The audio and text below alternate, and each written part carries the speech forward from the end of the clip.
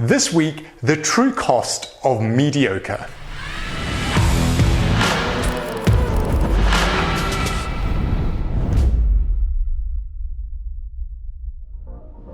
In a recent conversation with the business owner, they were telling me about a mishire in their sales team and that they were looking at replacing this particular person with somebody that was probably a little bit better, but they weren't 100% certain. It's okay because that person would probably at least break even. What? To me, that was just such a bizarre mindset.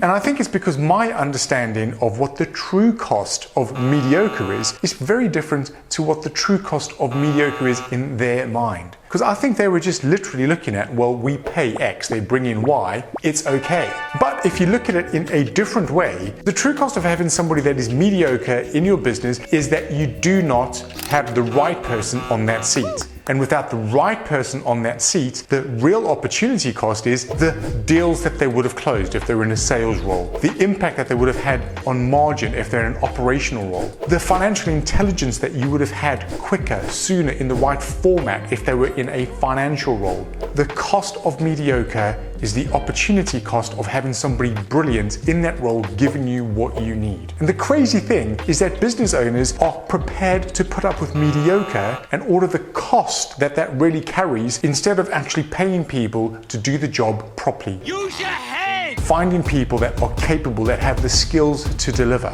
Now again, I'm a business owner, I get it. Nobody has endless pots of cash. But if you don't have endless pots of cash, trust me, the last thing that you can have is mediocre people on key seats in your business. So where are you accepting mediocre? Stop it.